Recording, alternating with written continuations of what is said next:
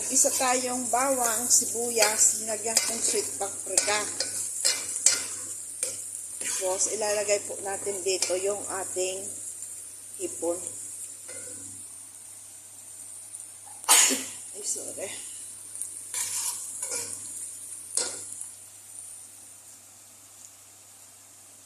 Lagyan din po natin ng kamatis at sili. Ay, sili yung pepper bell po.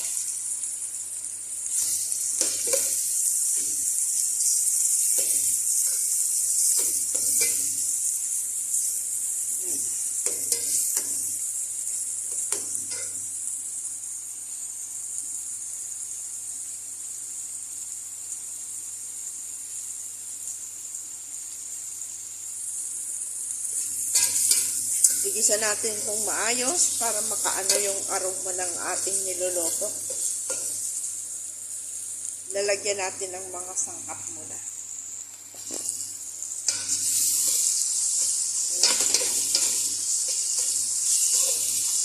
Madali lang po ito.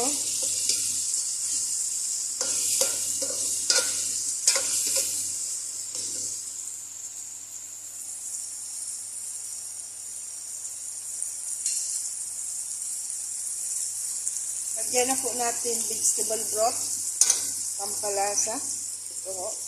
Kung mayroon po kayo, kung wala, kayo na lang po para kung ano ang gusto nyong pampalasa. At saka po ito asin. Depende po sa inyong panglasa. Lagyan kong Ajinomoto.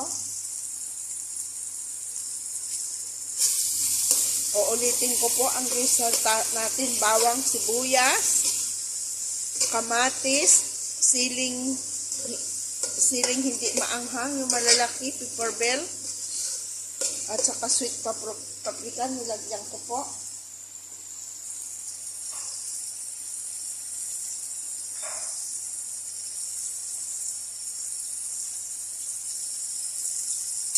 At lagyan po natin itong gulay, kung tawagin po dito is spinach. Ay, hindi ko po alam kung ano to sa Arabic, ay sa English. Kaunti lang po, basta mayroon lang siyang kulay-kulay green. Depende po yan sa lulutuin ninyo.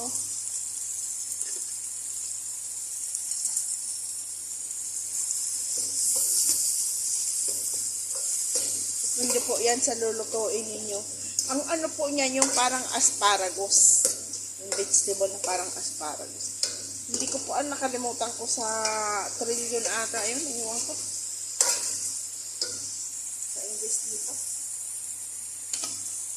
Dagdagan natin kaunti. Huwag naman po natin i-over ang ating green. Tansyahin lang po natin. So, ayan. Tapos, ilagay na natin ang ating hipon. Ito po ang hipon niya. Hinugas ko na po yan. Malinis na.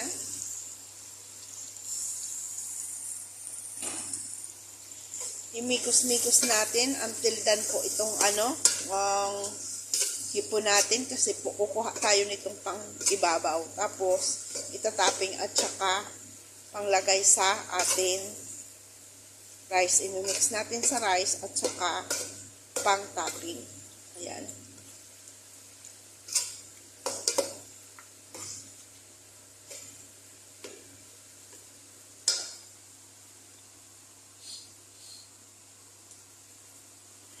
Ganun lang po ang kulay niya.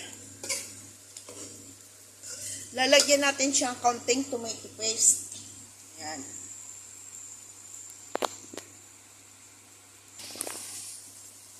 Mga tansyahin na lang po natin. Pampakulay lang po yan.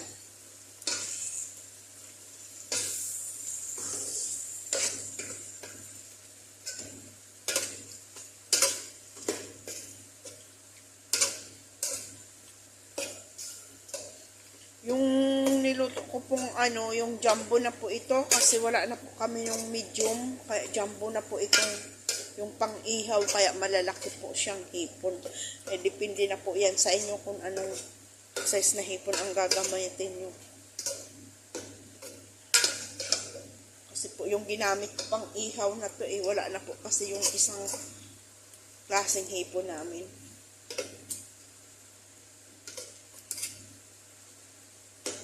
Papadry-drying po natin yan na until maluto yung ano natin kasi kukuha tayo ng kalahati nito yung pang topping sa rice.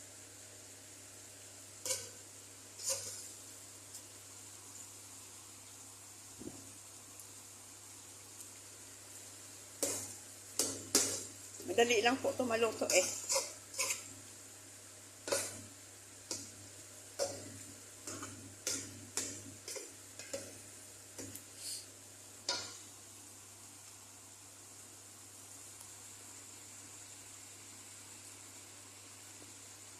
Totally po ngayon, rest time namin, makatapos ng lunch time, rest time na po namin. Wala po kaming work.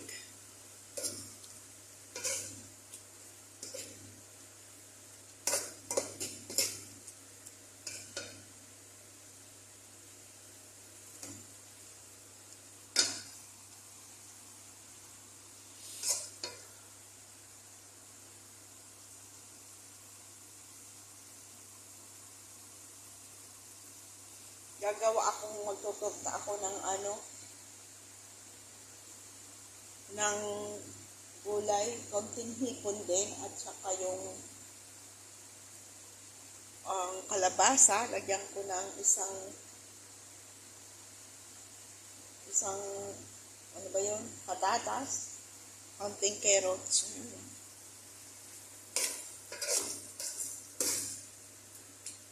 Ayan, lagyan na po natin ng konting tubig. Konting tubig po muna kasi kukuha tayong pang dyan, para ho maluto ng maayos ba.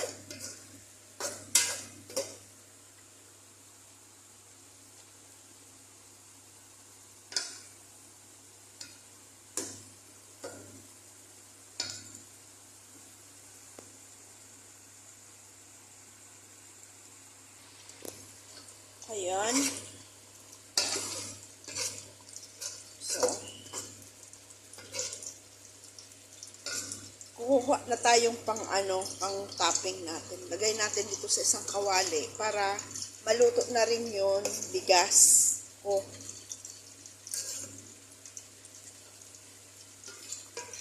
Ayan po. Yung kalahati, ito topping natin.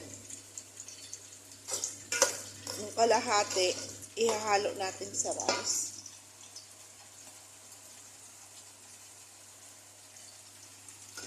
Rice natin.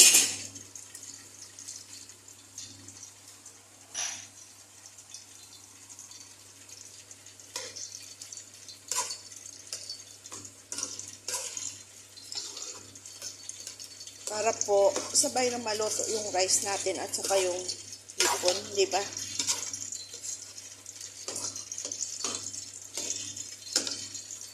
Dagdagan ulit natin ng tubig until pangluto ng rice natin.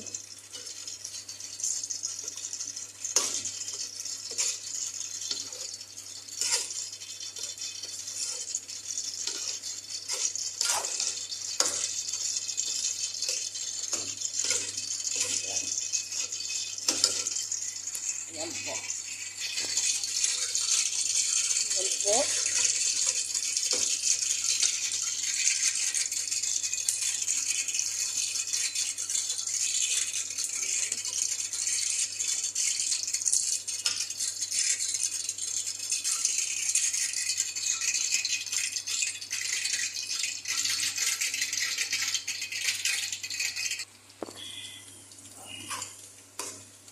Haluin natin to para mas matimplang maayos.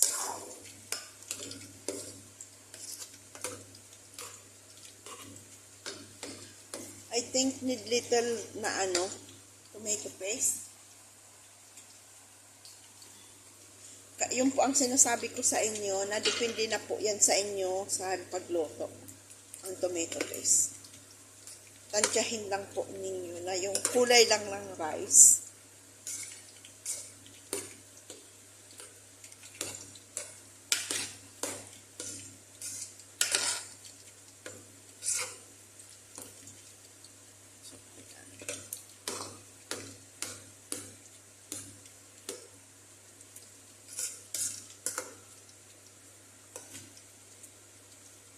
Timplahin natin.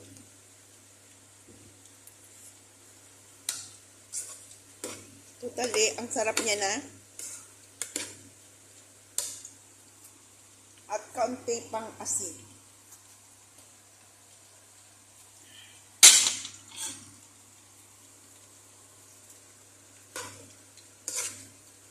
Ayaw ko po kasi mag-asin na ibubuhos mo talaga as in ano. Kasi po mahirap na pag maging maalat. Mas okay na po yung tumabang, madakakadagdag tayong asin kaysa po mag-alat. Mas okay na yung padagdag tayo ng asin.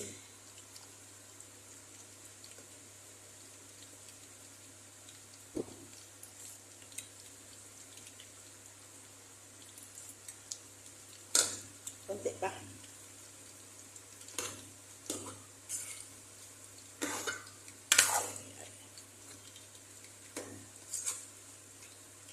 So, ayan na po ang ating kanin. Tatakpan na po natin yan.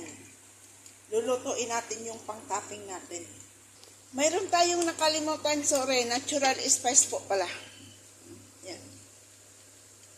Depende na po yan sa inyo. Mabuti hindi pa nakakaluto. Kayo din kaya ang sa puwesto ko. Tatanda din tayo, di ba? Ano po, wag natin haluin ng haluin kasi mas yung kanin natin para ho hindi madurog. Okay na po yan.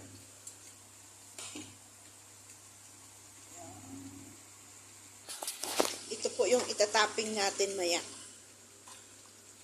So, pa siya ano'y natin kasi itong hipon po na to medyo matigas.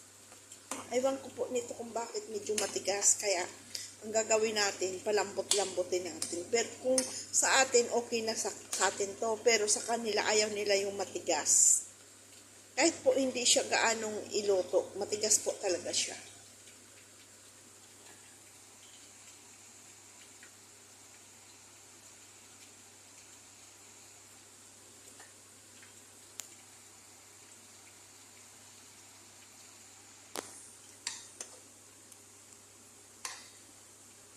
Kasi ito ang ating luto ngayon.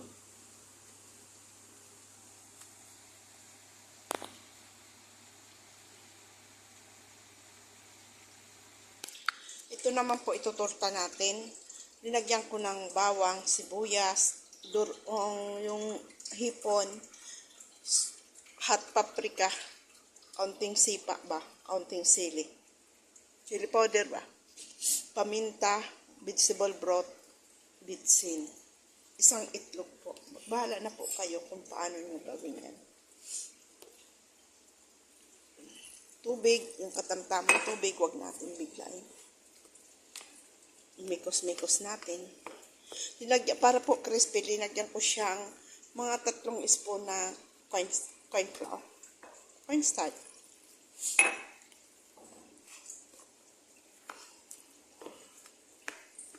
Mikos-mikos muna natin. Linagyan ko siyang celery, kaunti pala. Ito na po yung minikos-mikos natin. Ito lang po to. Bawang, sibuyas, pampalasa, harina. Linagyan ko yung gulay niya po. Patatas, carrots, at saka parsley. Celery at saka kalabasa.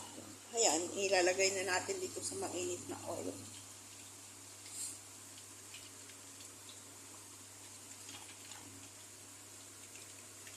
Ipisan lang natin para maluto madali. Diskarte bang ulam?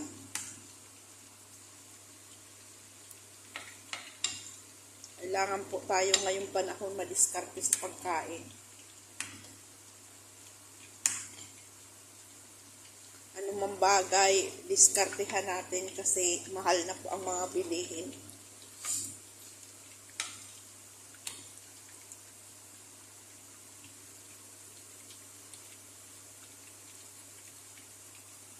Diskarte pero masarap.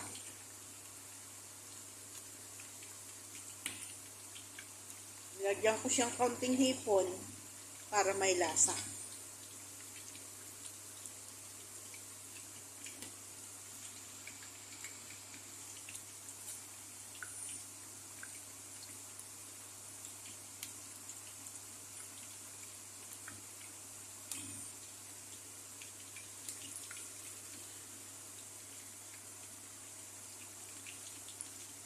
At saka nag-try tayong buong hipon ba? Parang tempura.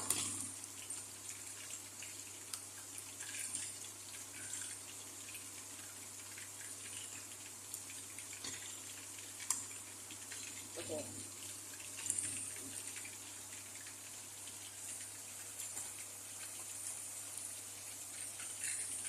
Ito po, longganisa to.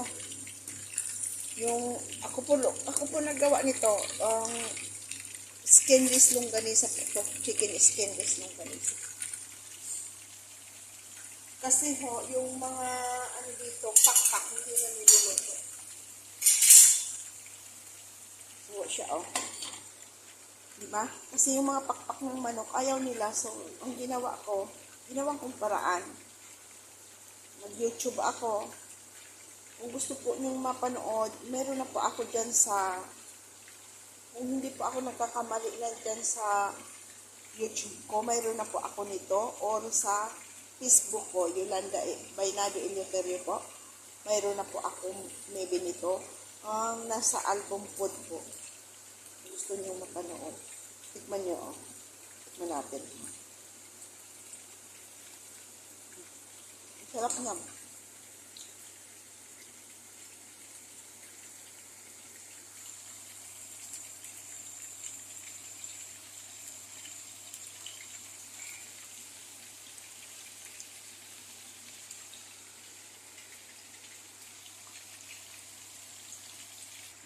Yan na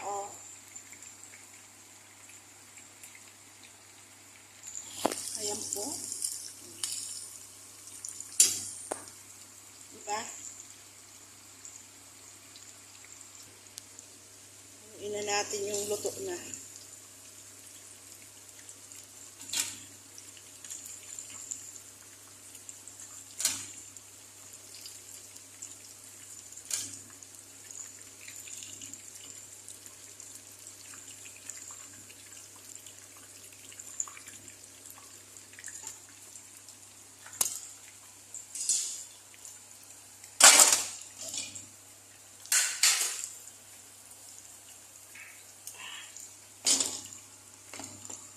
Mahirap mag-vlog ka tapos yung isang kamay nagtatrabaho, yung isang kamay nagbablog. Kaya po pagpasensya na po ninyo.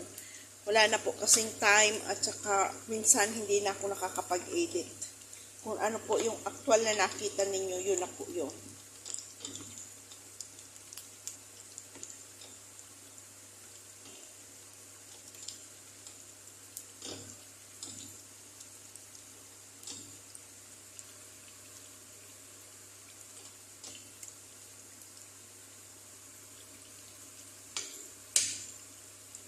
Na po, basta nag-i-edit-edit.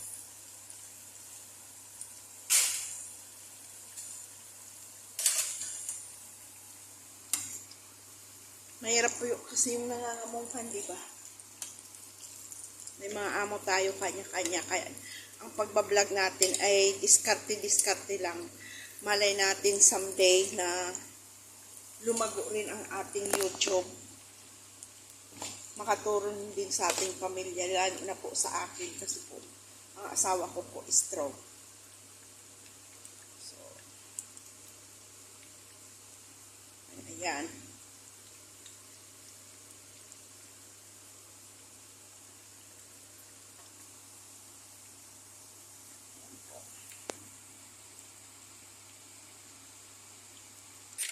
Ito ang ating kaganapang luto ngayon. Ito yung sinabi kong parang tempura yun. So, tikman po natin itong isa. Laki naman. Parang mainit.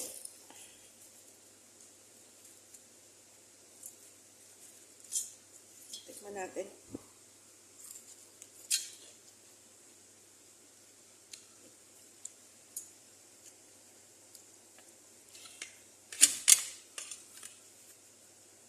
Yung asin po, sakto. At saka medyo lasa yung vinegar kasi po binagyan kong konting vinegar.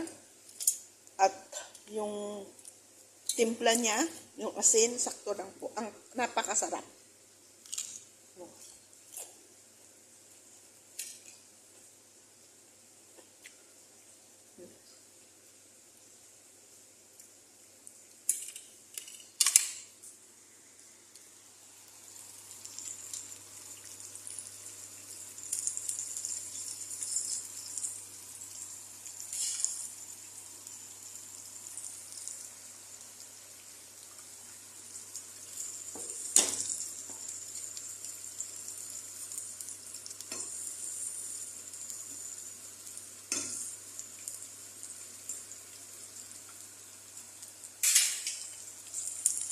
Ang sarap niya.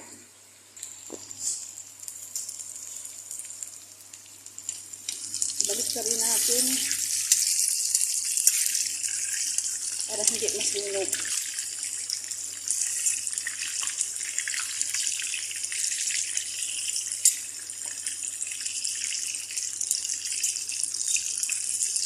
Sarap po.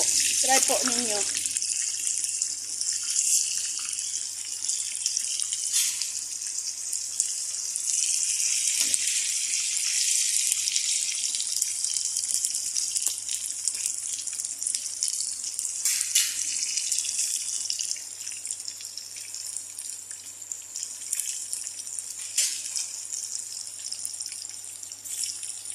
Hindi na po ito.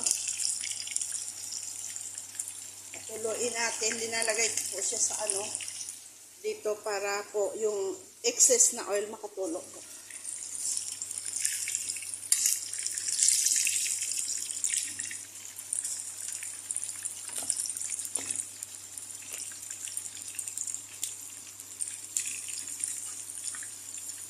Ito po, try ko lang po.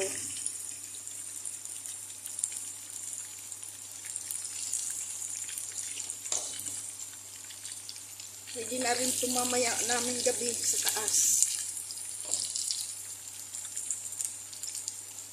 Diba? Ang gabihan. Kasi vegetable na rin ito eh.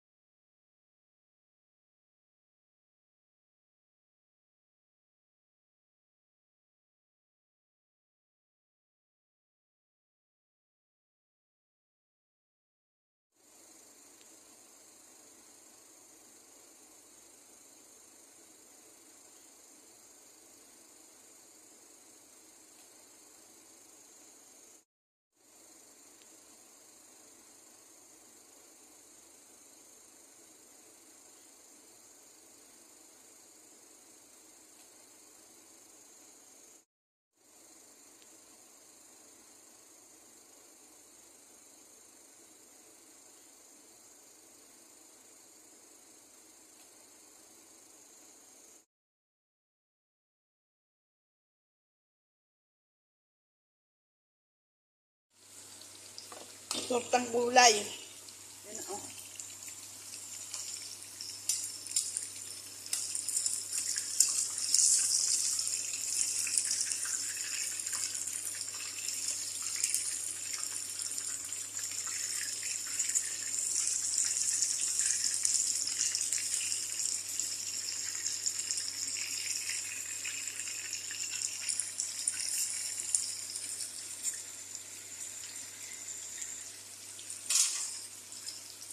Ito na po siya.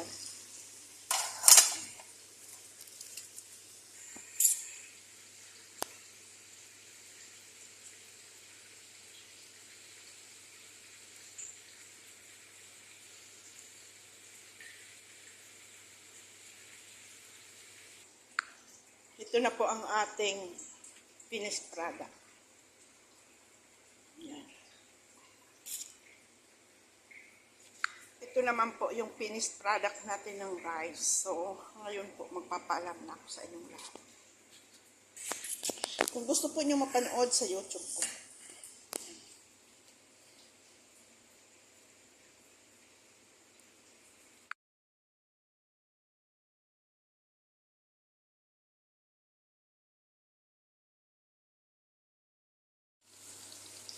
tortang gulay. Yan o.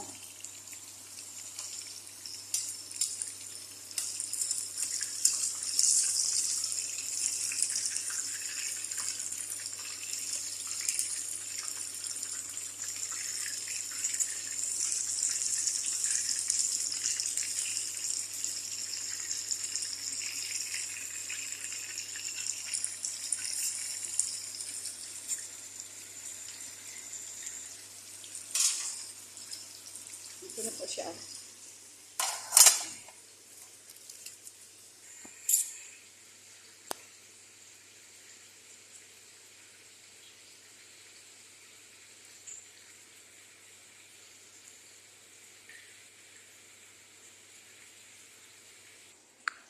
Ito na po ang ating finished product. Yan. Ito naman po yung finished product natin ng rice. So, ngayon po magpapaalam na ako sa inyong lahat. Kung gusto po nyo mapanood sa YouTube ko,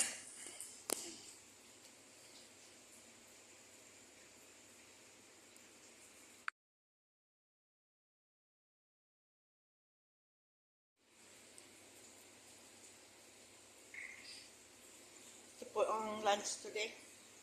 Ayan. Tortang gulay.